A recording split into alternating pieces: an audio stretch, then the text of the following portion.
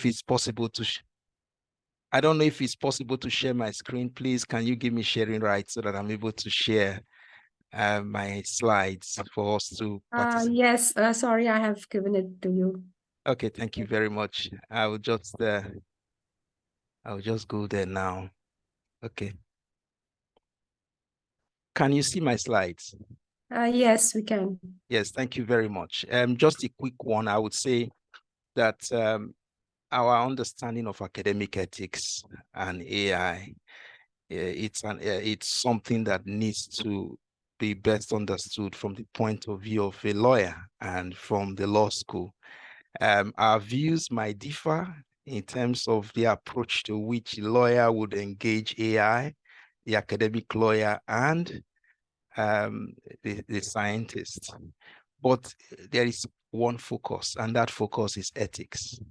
As lawyers, we pride ourselves in our ability to maintain and coordinate, and in many ways keep custody of ethical values, because that's one of our training that we must explore and maintain, preserve and protect ethical values. So at the core of our discussion today is the very unique consideration of the dilemma of democratizing academic opportunities and outcome using AI versus addressing the risks associated with these opportunities and outcome. The goal here is to see that we consider AI as a tool with benefits at democratizing academic opportunities and also providing us with outcome. But at the same time, it has its own risks. So we are faced with this dilemma of whether or not we should minimize the democratization in order to minimize the risk, or increase the democratization and take whatever comes with it. That is the challenge that we will tackle in our conversation this evening. But before I do that, it's important to understand this discussion. We will explore this from the point of view of what we seek to achieve in our conversation this evening. It will take us back to the discussion of the nature of artificial intelligence, because at the core of our discussion is what this means, and then the risk reward of artificial intelligence in academic research and industrial application.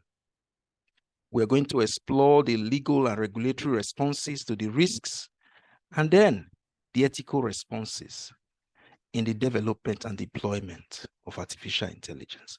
But at the heart of our conversation this evening is questions around academic research and industrial application. Now, what is artificial intelligence? Why artificial intelligence? How do we respond as lawyers? Now, like I said in our previous conversation, I had walked you through the definition of artificial intelligence from the point of view of the United Nations Commission on International Trade Law, which defines artificial intelligence as a term that refers to both the capacity or the capability of a machine to exhibit or simulate intelligent human behavior. We also looked at the House of Lords definition as artificial neural network and deep learning algorithms. Now, we won't dwell so much on the definition, but rather we would look at what it seeks to present. Whilst the Alan Turing Institute gives it a definition on the basis of cognition and perceptual function, the recent US executive order gave a more elaborate definition of artificial intelligence. It says that it's a machine-based system that can be given a set of human-defined objectives, make predictions, recommendations, decisions, influencing real and visual environment. Hence, we have underlined what it seems to capture in terms of what it is, because at the point of understanding how to respond to it within the context of academics, and the likelihood of outcome that will result from its application. There is a need for us to understand the very nature of artificial intelligence. Hence, we proceeds that it uses machine and human-based input to perceive real and visual environments, abstract such perception into models through analysis in an automated manner or in an automative manner, and use model inference to formulate options for information or action. I think that so far that is the most detailed and explanatory definition of artificial intelligence. Now, the European Union has its own definition, but in all of this definition, something stands out, or a few elements will stand out. One is the element of autonomy. The other is the element of human input, human and machine input. These are areas that are of concern to us lawyers, and for the purpose of academics, these are the areas that are of concern to us. The element of autonomy cuts across the entire definition, where you explore the modicum of rationality. There are questions as to what extent a system can be deemed rational. These questions are both sociological and psychological.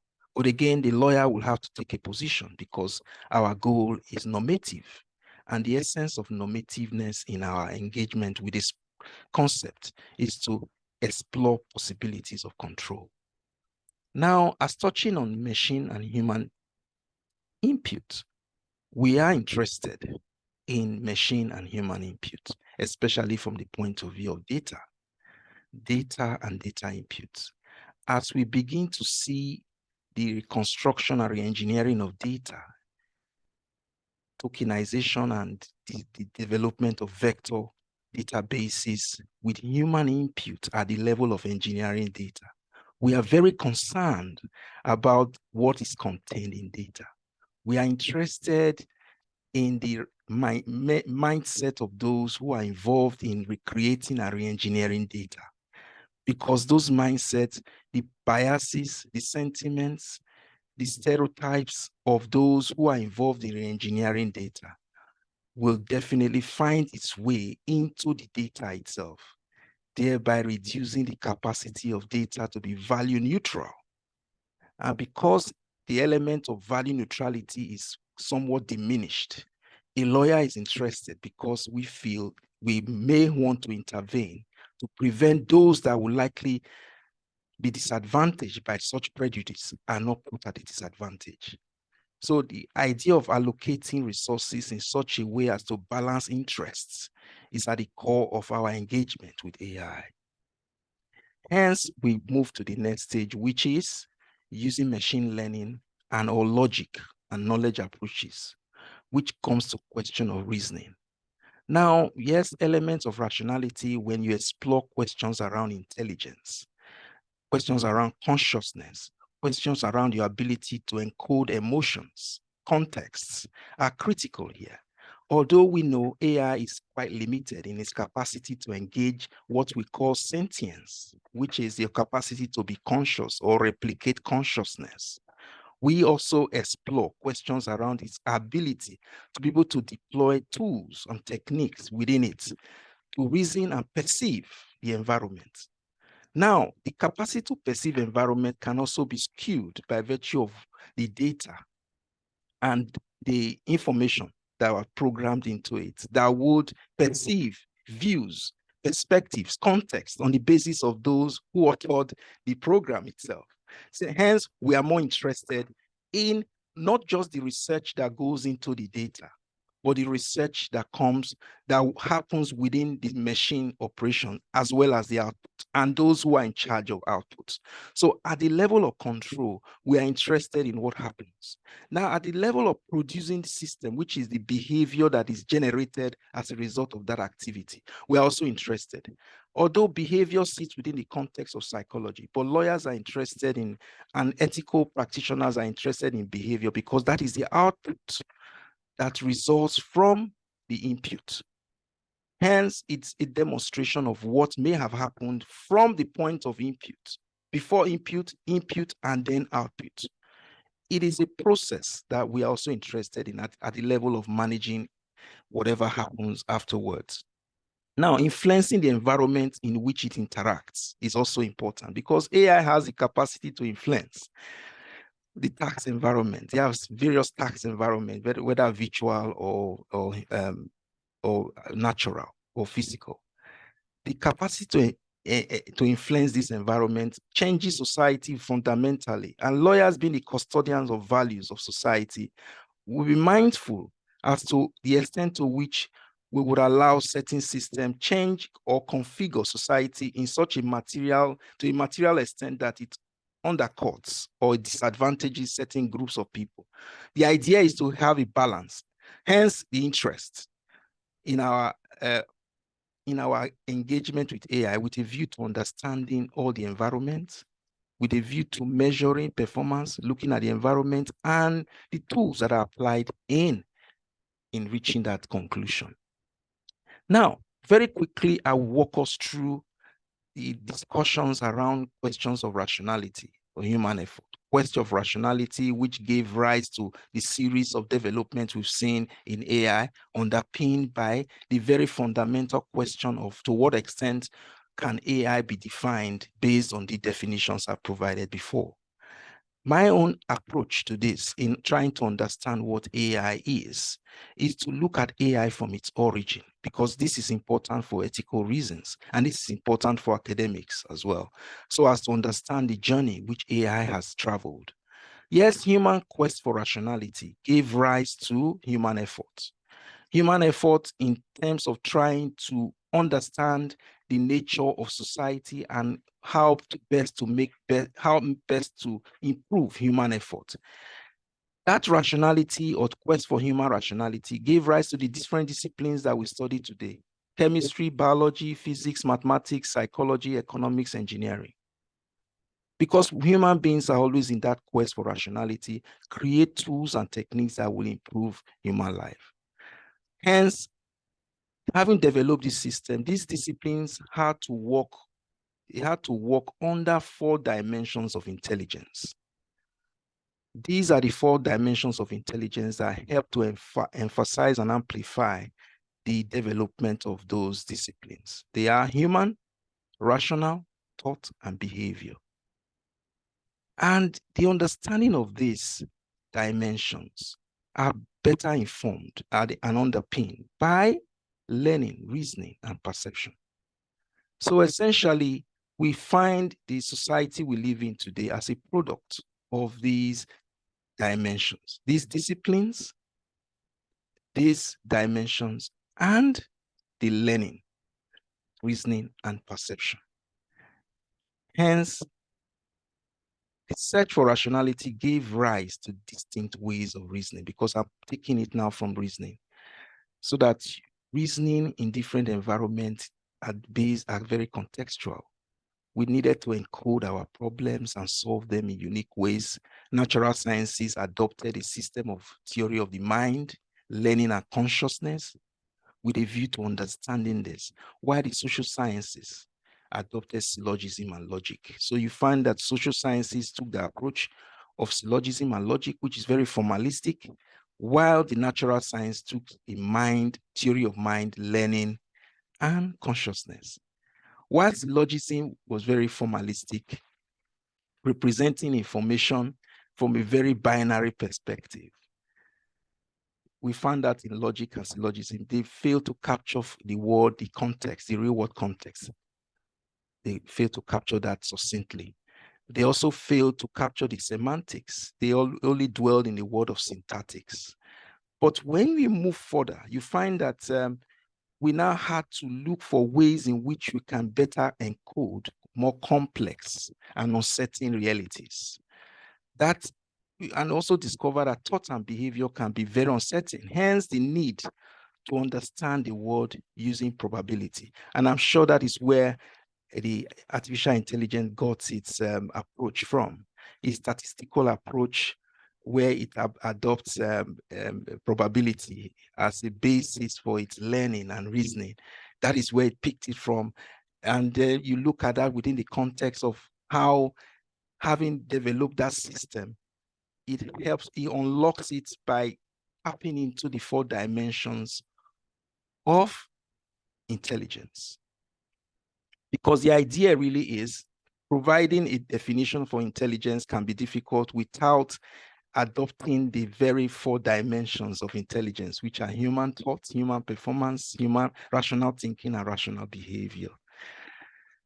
Clearly, weaving these dimensions into the 6 domains of computer science gave birth to artificial intelligence. That is my own view. I have also expressed the view that even within these domains, there are unique approaches that have been developed.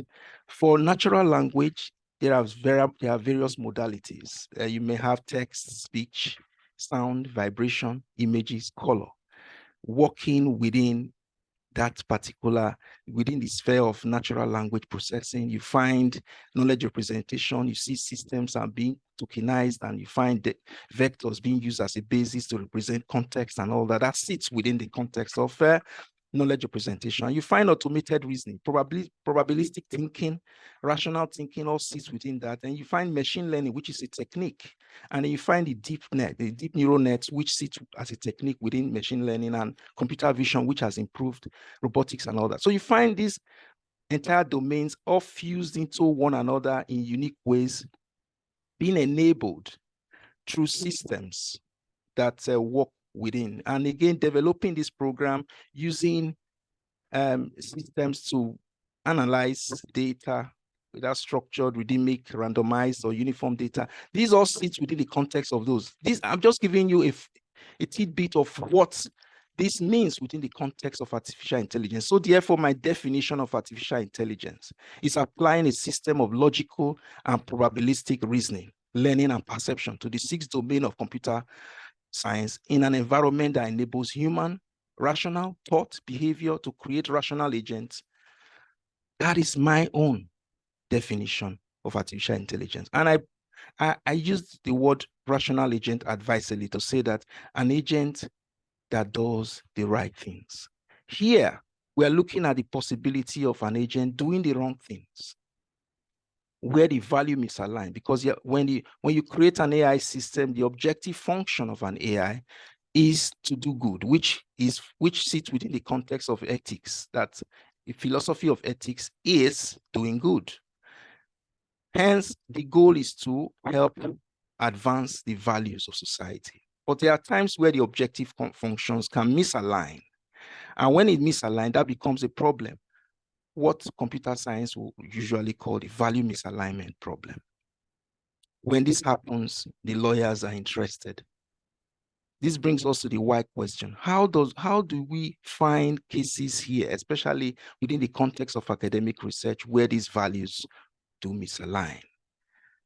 Now, as custodians, we intervene to prevent value misalignment problem and the likely calamitous consequences.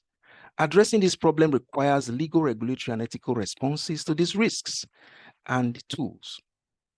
For academic research, the rules and ethical principles seek to balance the need of democratizing research opportunities and the outcome against the risks. Now we look at some of the risks. Mass disinformation, magnified bias, stereotype, fraud, scams, abuse, concentration of power by corporations via data and intellectual property colonization, research dumping and exploitation of research participants. These are unique areas. And then we question, to what extent can we have the opportunities presented by AI in advancing society by the agent itself through the tools and techniques that it adopts, versus the risks that are presented, risk of mass disinformation. Now, we have seen this perpetuated, and the question is, how do we explore these questions?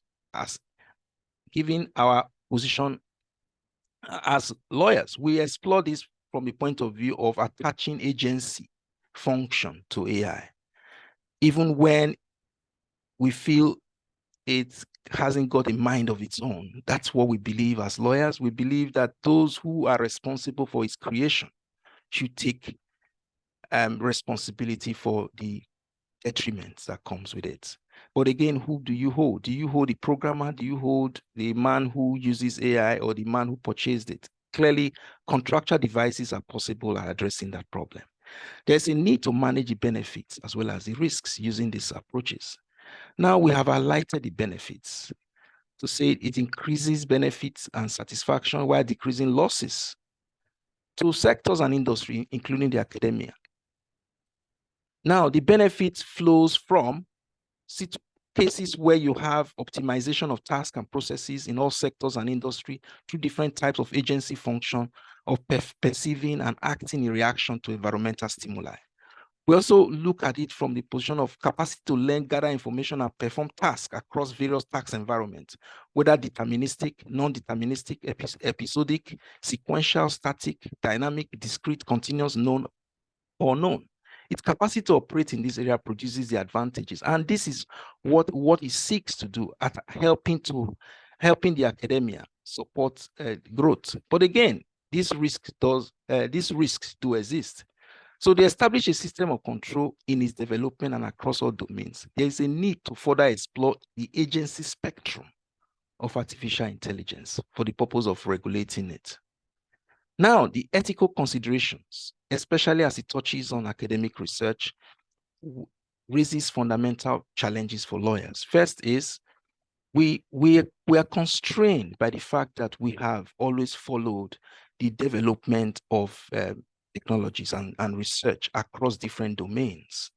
Within biology, we're looking at synthetic biology, and we have challenges with regards to what extent can we engage in synthetic biology. That has raised significant challenges and ethical dilemmas within our discipline, to the point where we may want to explore certain very laws and regulations to check the activities of researchers as it borders on synthetic biology, so as not to erode that which makes us natural. We're also constrained by technologies around gene editing, xenotransplantation, nanotechnology, etc. A bigger dilemma is, should we continue with this ethical framework that have always existed with AI? While these areas can be excused because they sit within very unique and bespoke areas of our research segments, AI is different. Hence, there is a need to develop and fashion a new ethical framework for AI. The reason for proposing a new ethical framework for AI is the peculiarity of AI, especially in research. Every segment or every spectrum of AI is research intensive. Hence, the need for us to engage AI in a unique way by ensuring that while elevating or amplifying the need for ethical qualifications, we're also mindful of not to destroy the golden goose that lays the eggs. Clearly, the idea is AI is a tool that is meant to advance society. We must protect it, but at the same time, create those ethical boundaries that would protect people from its detriments. Now, the peculiarities of it and its extensiveness and its use and its capacity to fundamentally alter the structure of society makes this product a distinct one that requires a distinct approach.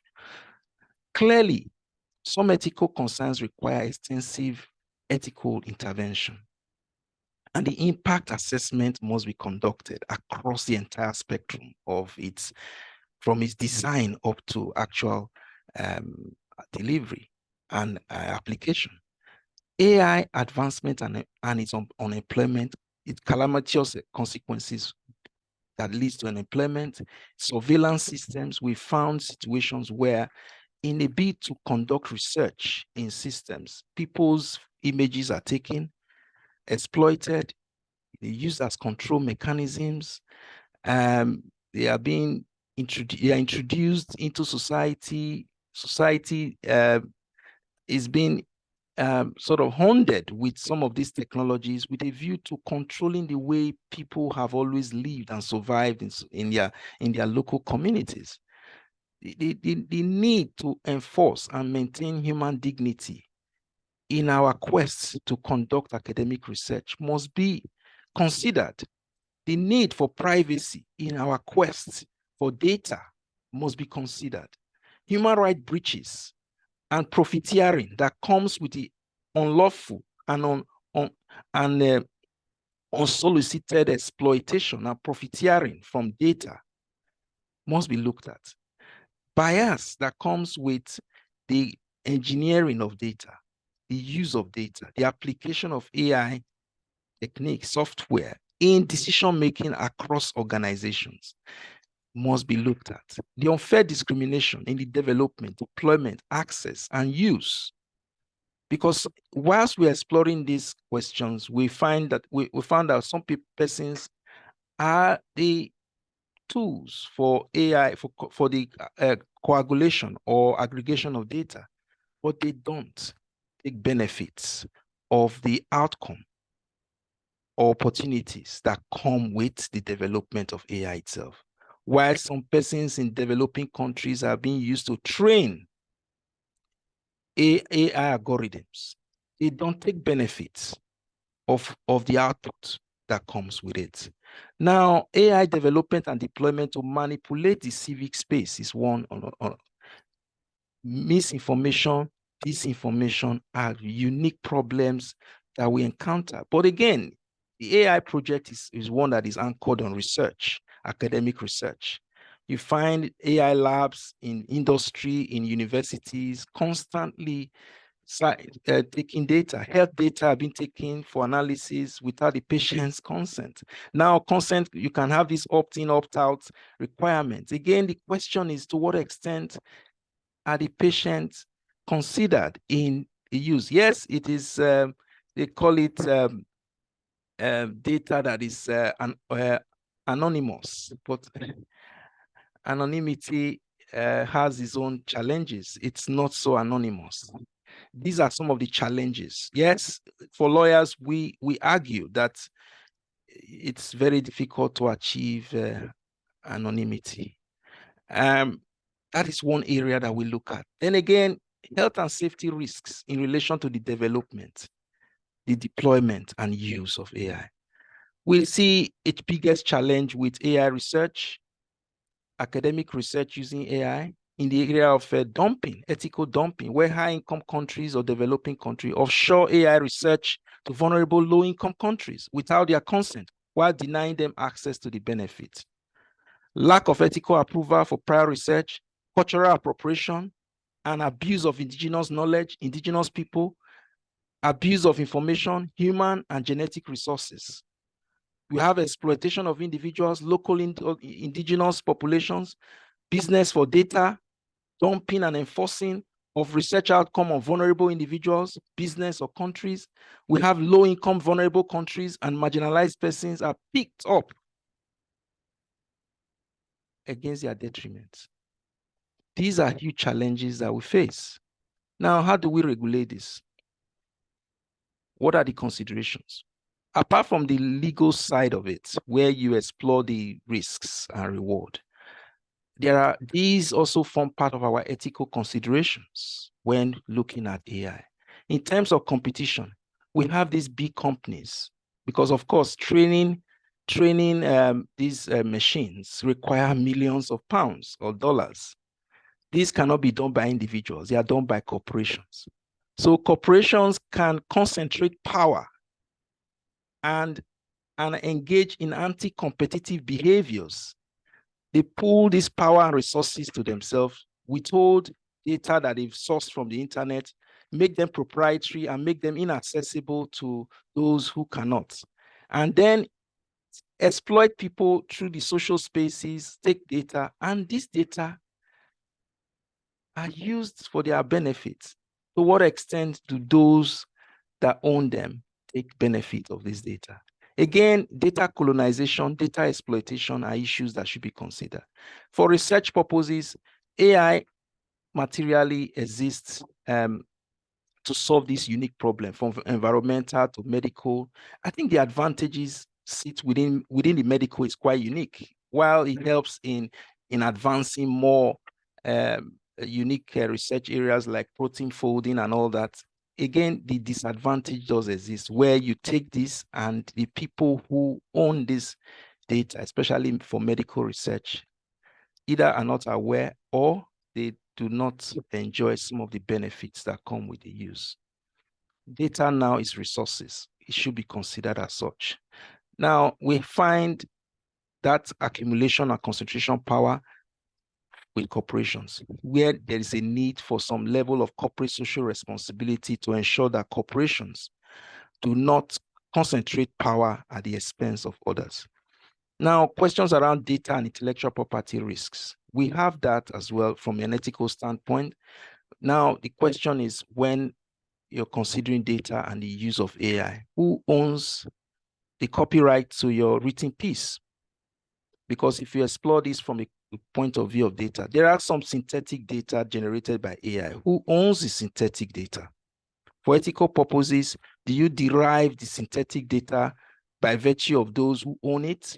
At the time, it was a human to machine data, or the machine owner owns the data. Then for human inputs into AI, does the prompt guarantee that the output of any prompt on the ChatGPT is can the prompt engineer take copyright over whatever comes out of ChatGPT?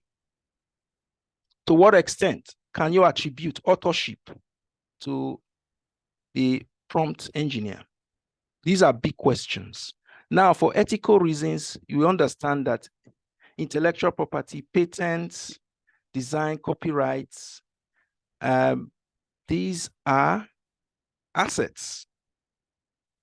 Now, if these assets are held by individuals who control the machines, to what extent can those who actually own them take advantage of them? We have situations where some of these data are harvested and engineered from the internet and then tokenized, or they are purified and used to train machines. The question is, who has proprietary over this? Should it be public or private? These are big questions, because again, if it's data that is generated on the internet, is our data, is everyone's data. Can you have an organization appropriate it? These are ethical questions. Then equality and discrimination. What are the guardrails that are put in place to ensure equality? Recently, the US president passed an order, executive order, setting out guardrails to prevent bias, discrimination risk. This is happening across countries, but to what extent can we guarantee that this is the situation, and how much it can work? Ownership and proprietary risk. Who owns AI? Who owns the data generated from AI? How can we take material benefit from gaining property or ownership of what the technology, what comes into technology, what comes out of it? Where can we have the public ownership? Sovereignty. There's an ethical question here. To what extent, the question of who owns it and who uses it, and how much those who use it are vulnerable to its use. Systems across governments. You look at questions around consumer protection. Have we identified the risk reward of AI to the point where we're protecting customers or consumers against the harsh benefits of AI? The governance risk. These are all areas. It's innumerable, but again, these are the questions that we'll seek to resolve in our understanding of AI as we begin the process of diagnosing the best approach to regulating AI from a legal and ethical standpoint. Now, like should we regulate developers to address this? Should we introduce ethical guidelines against developers, against the development or deployment and usage of AI? These are dilemmas. AI is changing the landscape because it's changing the way we understand the law and ethics. Hence, we must go back. We are going back now to refashion the way we've always understand, the way we've always treated the law and applied the law to society. Do we legislate using new legislation, strengthen existing legislation, or hybrid? The challenge we have is AI and all the Web3 instruments come with their unique identities. For instance, in law, there's what we call less cryptographical, which is technical rule, distinct from legal rules. So with the emergence of AI and the Web3 industry, we are seeing a new species of law emanate from AI based on technical rules rather than legal rules. Technical rules that are very formalistic as distinct from legal rules that we are used to. So the principle of less cryptographical is the rule of AI. It's a rule that enables machine conduct its own legal affairs using the legal principles that exist within those technical rules. While it is quite distinct from our understanding of traditional legal rules, lawyers are now beginning to reflect on ways of understanding the relationship and how to better embed our legal training into the use and application of less cryptographical. Therefore, our legislation on AI, even if represented in natural language, there is a need for us to begin the process of encoding them into the tools and language techniques adopted within less cryptographical, so that the ideas around how we legislate is also being transformed here. So therefore, the arguments really sits. Do we create new legislation? Do we strengthen existing ones or achieve a hybrid? Now, whilst we look at the rule-based, should we make it rule-based, principle-based, or hybrid? Should we make it experimentalist, context-specific, or command and control? These are all the variants that we're looking at. We have different variants that have been used by different countries to achieve their approaches so far at ensuring legal rules. We have the EU Act that has produced various regulations to address these concerns from a legal standpoint. We have the UK that has approached this to achieve its own operations with regards to setting out principles that will guide our engagement with AI. These principles carry both legal and ethical foundations. Hence, there is a need to introduce and embed this in our academic research. In China, they have different approaches as well at ensuring that AI research and application are considered. Japan, they have their own use, which is human-to-human centric AI. They have a unique approach to research and development utilization guideline of 2019 for companies and developers. They have, although there's no law enforced, but these exist. In Canada, you have the digital data charter implementation, where for now, they are considering actually developing an act for AI. In the United States, we have the recent US presidential executive order, where then we have the Bill of Rights that provided 5 principles to guide AI development and deployment, which sits within the White House Office of Science and Technology. Then we have Switzerland. We are looking at it from a legal standpoint. Then, of course, the ethical question here that is being discussed is whether or not the goal is to legislate by creating binding rules or to appeal to the moral sentiments of humans in the development of trust code. So the idea of a trust code as the ethical guiding principle for AI, especially within research, is being considered, because the goal really is to design that ethical framework. And this ethical framework gains recognition by the United Nations Sustainable Development Goals as the Kumin-Motri Global Diversity Framework targets the need to ensure that countries or indigenous populations take full advantage of indigenous knowledge and benefit from resources. And the benefit sharing from resources which comes from their local communities are explored. So this goes back to the question of negativing the effect of research dumping, or ethical dumping, where you find people being exploited out of their resources are not allowed to share the benefits of the outcome. Hence, our ethical consideration here is one that looks at whether or not we are conducting research and not allowing people who are now the product or the participants in those research from take benefit. This framework, if properly aligned, would help capture some of these difficulties and address them. So we have this evening looked at the what question, we've looked at the why question and the how question and their impact, all with a view to understanding AI and its contribution to research, as well as the likely detriment it could present from a legal and ethical perspective. So I want to say thank you so much for the opportunity to interact with you this evening. It's been fascinating. I just thank you for your time and thank you for listening. Thank you. I welcome questions. All right, thank you, sir, for that awesome talk. It was really awesome. Thank you very much. Really appreciate your time. Thank you for expounding the issue of AI and academics. It was enlightening. Really appreciate your time. Thank you very much. And during the session, one thing that stuck with me was, while we are trying to build a solution, we should find the balance between stifling the potential of AI and also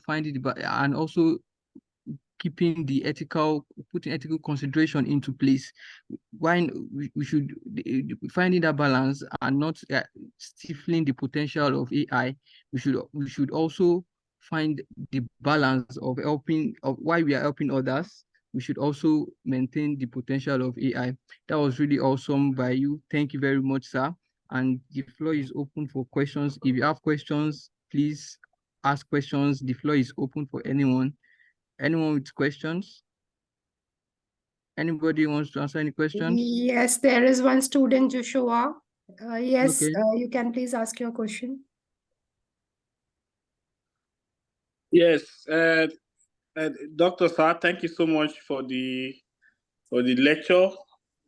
And I want to speak on, no, I'm not a lawyer, from a data analyst point of view, sir.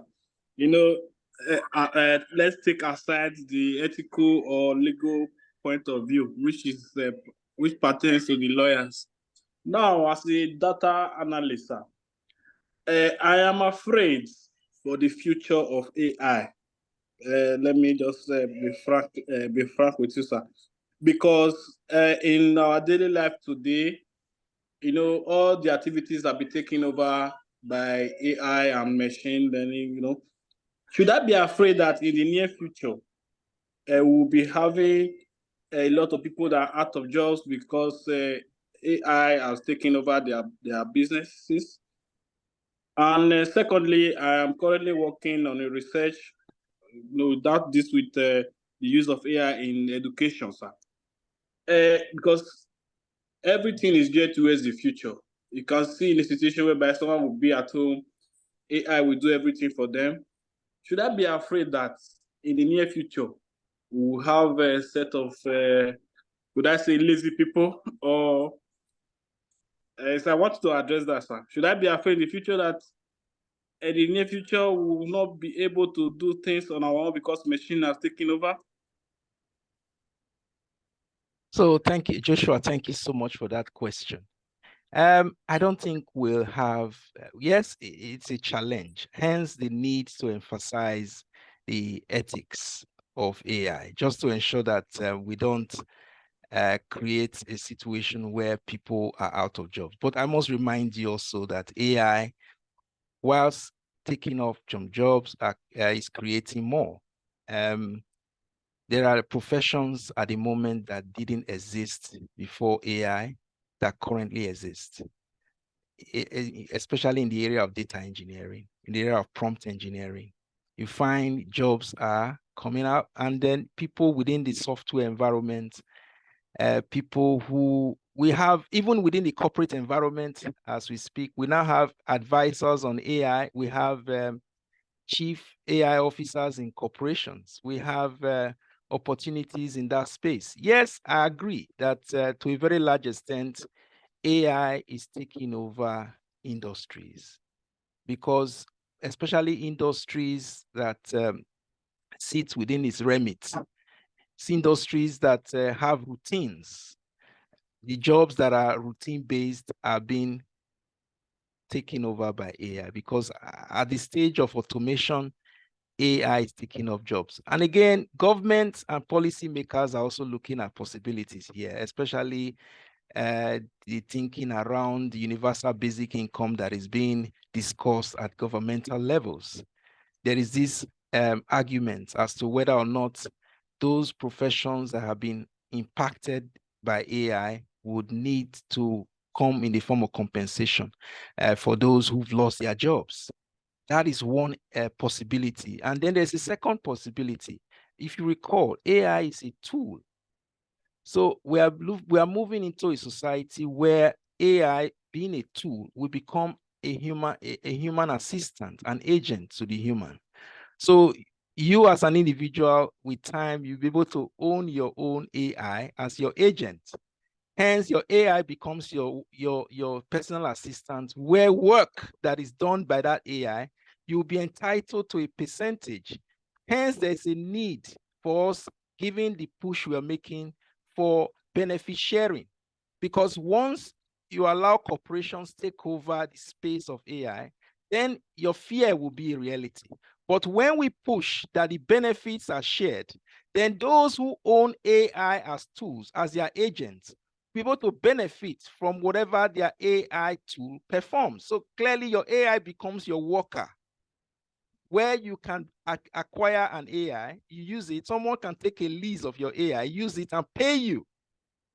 So it becomes a commodity at some point. That is the future, and that is what we see from a legal standpoint. That hence the need for us to create the idea of agency, where the AI remains the agent, whilst you who own the AI is the principal. Clearly, like you rightly said, there are opportunities as well as detriments, but I can say that as society continues to reconstruct itself, people will have to retrain. Retraining is necessary, because with AI coming on board means that new opportunities will emerge. People will have to reskill. Hence, education becomes important. Yes, the classroom activity that we have now, where we can sit in front of students, a time will come where you just, you might not be able to see the human presence. Rather, you see avatars. AI avatars will be stood or sat in front of you expressing themselves. And now we have voice cloning, where an individual can just be speaking to you the way I am now. You think this is a human being, whereas you are interacting with AI. Clearly, we are seeing that emerge. But again, that creates opportunity, especially from a legal standpoint. You can't take my image and use it on an AI without paying me for it, because my face now becomes an identity. It becomes my intellectual property. My voice becomes my intellectual property. So you can't use my voice without my consent, or I sue you. If I'm a movie actor, you can't use my avatar in your movies if you're creating one without paying me for it. Clearly, these will have to come in. Hence the need to share benefits. The ethical question here is more important than the legal one, because with that ethical question, you would hold certain organizations responsible and ensure that they use AI responsibly. That is where we are going to, because at the point of ensuring that companies use AI responsibly is when these fears that you've clearly expressed tonight will come to fruition. Because once AI is used responsibly, it means every individual who participates in the entire spectrum of AI, from development up till actual usage and deployment, has a benefit. and those people will be entitled to it. So you don't need to rely on government or any other party to pay you any universal income where benefits are equally shared. Hence the need for us to minimize the risk of competition, reduce monopoly, and increase the need for benefit sharing of resources. So that answer, I hope I answered your question, Joshua. Yes, sir. Yes, sir. Thank you. Thank you so much. Thank you, Doctor. There is also another student, Pascal. Okay. Yes, Pascal. Yeah, thank you very much, Doctor. I'm really happy we are having this session again, and that gives me the opportunity to bring some concerns. Although your response to Joshua have attended to some of the things I wanted to ask, but let me put it this way. Today we have AI as we're discussing, and ChatGPT to be specific, for example, okay? Now, my concern borders on copyright. That's why I said you have addressed part of it already. Now, what do we take to be, or who in particular along the AI value chain should we say, holds the copyright of anything produced by the AI? Should we say the company, the ChatGPT company, for instance, or the person, the user, okay, who maybe have used it, or the AI itself? Because I believe the future is also driving us to a position where AI may be, recognized as a legal entity, which will be distinct from the company and the user. So this is something I would like you to, to elaborate on. Yes, thank you. That's another very interesting question. Yes, in terms of intellectual property, especially copyright, you see, copyright is a right that attaches to authorship. Once you are an author and you've published a material, the copyright automatically attaches to you. Here, we're looking at a situation where your authorship, especially when it comes to ChatGPT, is your mere prompt to ChatGPT. So that the prompt that you introduce, which is your human input, determines what ChatGPT generates. Now, ChatGPT generates the response based on its pattern recognition of information already existing in the database that trained it. Yes. Now, the question you have raised is a very important one, because it's a dilemma we face in the law at the moment, especially as it touches on intellectual property law. Who owns authorship? Now, authorship is best described as the concept of attribution. You attribute certain rights to an individual based on the degree of contribution and originality generated in a written piece. Now, your prompt is your only input, but whatever comes out of there is an input that is generated from the training, the data that was used in training ChatGPT. Then comes the question: who owns authorship? Is it the prompter, or the owners of those data that were used, or those who trained the ChatGPT to be able to generate what it did? Because for now, the machine is still a machine. It is difficult to ascribe authorship to a machine. Hence, we are looking at the question of agency now.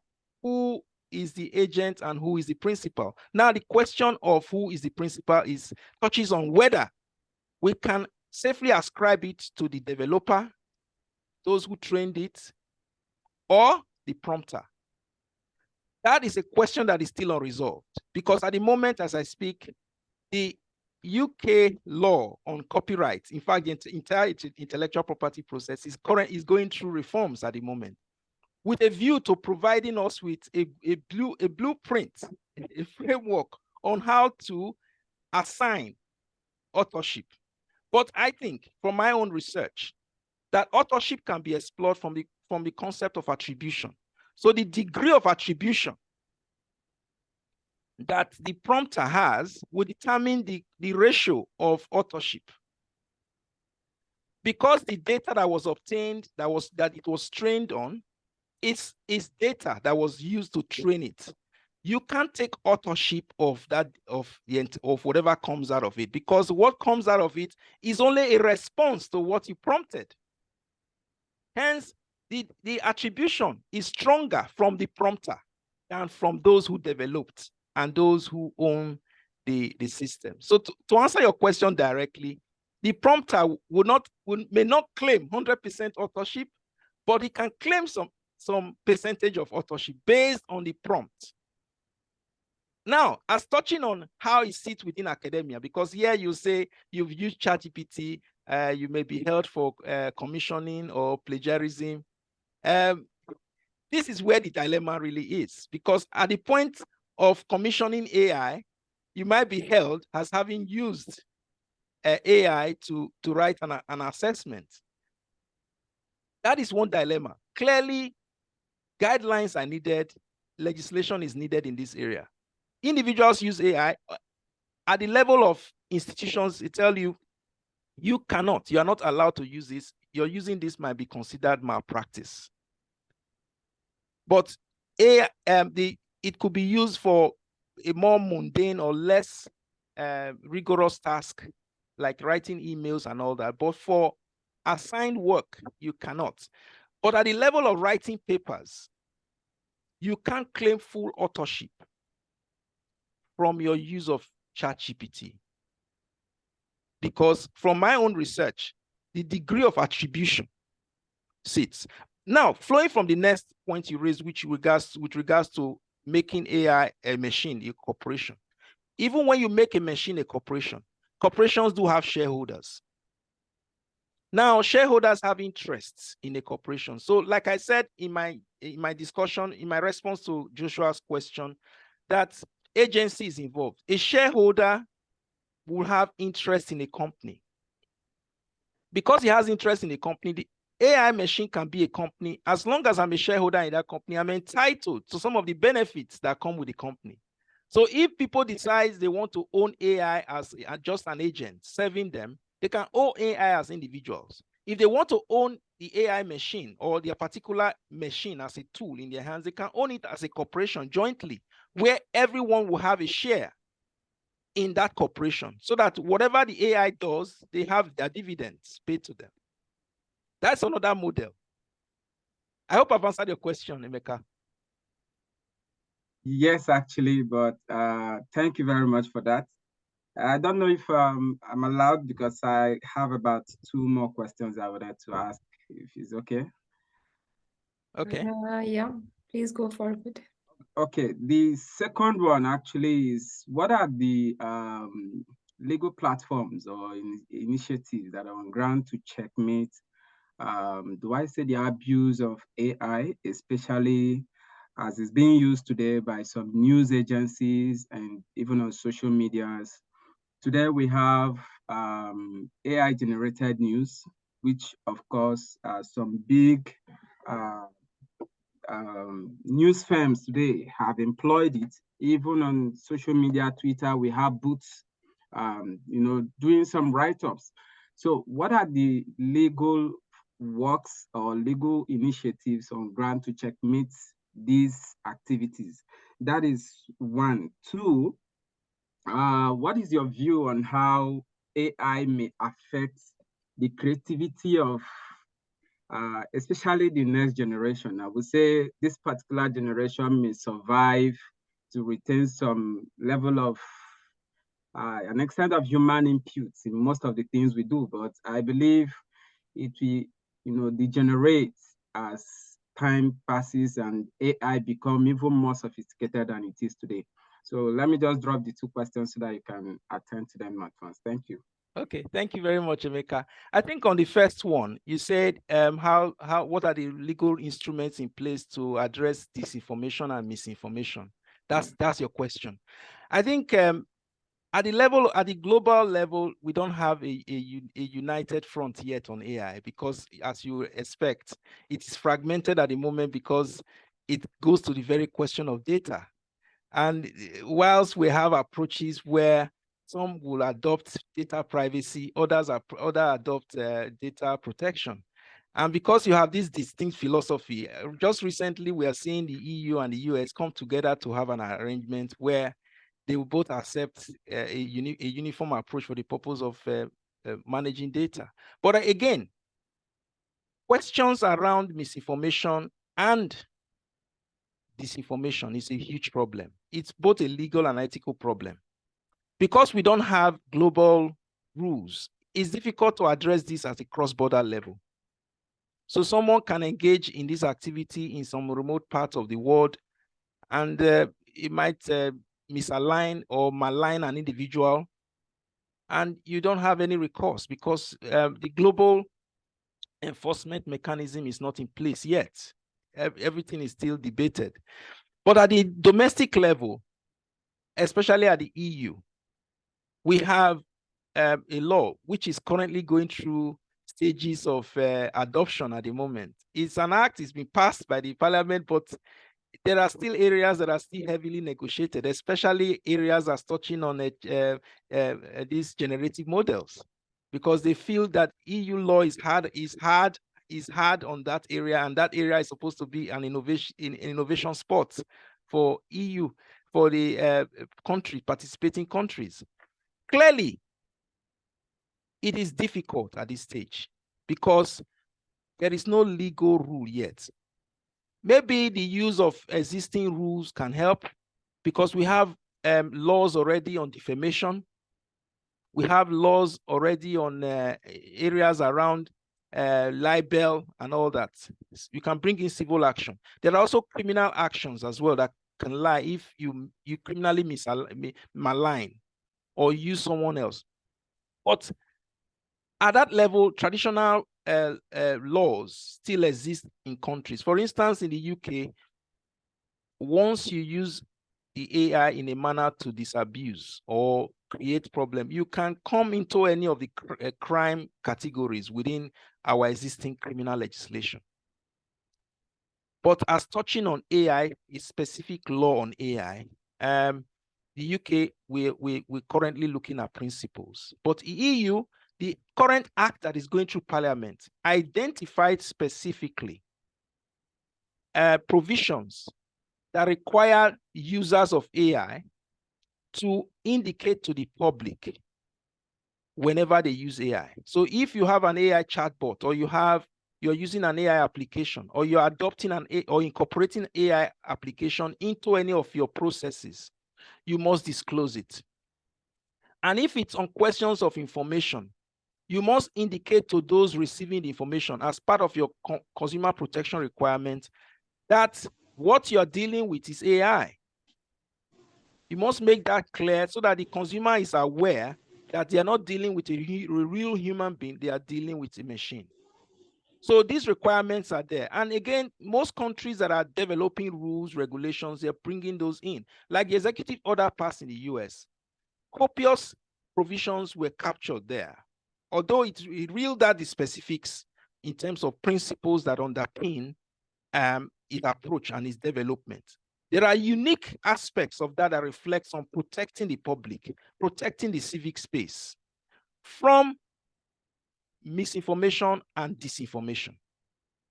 So to that extent, yes, countries within the domestic environment, rules are now being brought in place, either the use of existing rules to criminalize this, or weave this within existing rules, or new specific rules are now being created to ensure, and regulations to ensure that organizations, individuals that are engaged in these activities stop. But again, you find that some persons will abuse it.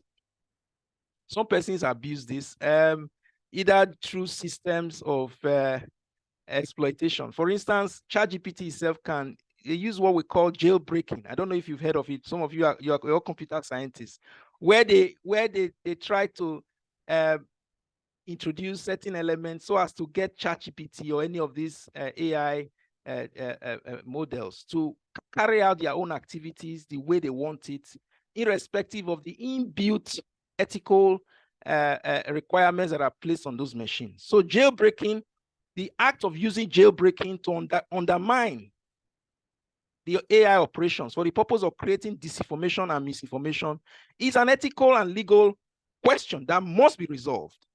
I hope I've answered that question, Emeka. Let me take the second one. Which is you spoke to the lackadaisical or creating a sort of a laissez-faire or what do you call that? I said how with this affect the creativity of individuals. Yes. The coming generation. So creating laziness because AI has taken so much creativity, weaved out the creativity out of our normal existence. Clearly, I would tell you that AI will create new forms of creativities. Now we are seeing an outburst of computer scientists, computer engineers, programmers, data engineers. They're all coming from different directions because we are moving into the next stage of our civilization as humans, because we need to now embed tools that will enable us function optimally. And then we are introducing this. Initially, we introduced knives. Later, we introduced hammers and all that as tools to enable us function. Now we have moved as a civilization. We're now developing tools in the form of AI to enable us. So what I think we should be thinking of it really is that this is just a transition in our civilization, where we must now begin to look at ways of using AI. For instance, like I tell my students in my IP class, intellectual property class, I wanted the idea of using the use of NFTs, non-fungible tokens, as a way of monetizing and creating utilities across segments of operations in organizations. From identity to point of payments, utility, investment utilities, and all that, you find NFTs, non-fungible tokens, sit across. And what are non-fungible tokens? They are just a representation of one's creativity in digital form that is recognized and marketed, sold for the purpose of earning resources, at the same time creating unique identities, creating unique trademark, creating unique structures for organizations to function. So before now, people create artworks and they may not get the market for it. But with the NFTs and the different uses in which NFTs have been put, creativity is now becoming very important, because you can now have a digital form of your creativity sold and bought in an open market. So this is just one example of what you can derive from engaging in this new world that we find ourselves, which is, of course, the fourth revolution. Now, as touching on creativity as it pertains to the use of your physical strength, I think the idea of physical strength or use of your physical energy is now being replaced with technical knowledge and technical know-how, and your ability to apply yourself into different areas. The world of work is changing. Because the world of work is changing, this brings the need to engage in more training, more orientation, education, and reskilling, retooling to create new understandings. New subject areas will emerge from this. I recall when the moderator introduced me as a lawyer, but with an eye for the computer engineering and computer science. I had to move because I know where this is going. The world is changing. So gone are the days where you're compartmentalized in subject disciplines. You must now see the intersections in disciplines and utilize this in your quest to better understand the direction of our civilization. I hope I've answered your question, Meka. We have one more question, but Fatima, can you take this question offline? You can directly write to Dr. IK and he can take can further just if you give me 2 minutes, because most of the things Doctor has answered already. Sure. Please go ahead. Please. Yeah. I know it's taking a lot of time. Just a few more seconds to answer my question. How far the concern of ethics on teaching and learning? related to AI. Oh, How thank far you. it is affecting pedagogy. AI has brought a very big change in this area. So I would like to hear from you about the ethical part related to pedagogy. Oh, thank you very much. Now, when you explore pedagogy, you're looking at knowledge, you're looking at course design, you're looking at course delivery, assessment, and measurement. Well, doctor, I'm looking about the creativity of the students, which Okay. is being hampered because of AI and Chat GPT. Students' creativity is being destroyed due to these things, and even the innovative ideas are just being taken up from the AI and Chat GPT in the classrooms. So, what about the ethical concern related to this? Yeah, this is also a very good question. Thank you so much, Fatima. I think what is happening here is because AI is a tool that has been introduced to enable us function better in the academic or in the educational sector. It just makes information present. It democratizes information. It makes it cheaper. That's the use of ChatGPT and AI. However, if we stick to our pedagogical approach, the way we've always done it, student will go through an assessment, they mark it, and then you score a student based on what they can replicate from what what they've been taught or what they've read. That approach to learning has to change, because as we move forward as a civilization, new approaches have been introduced. Yeah, the approach to engaging this will be to engage the students using ChatGPT. So you give a student an assessment and say, give me the ChatGPT, give me your prompt. Give ChatGPT your prompt and let's develop your answer. And I assess you on the quality of your prompt. Because prompt engineering is now a profession.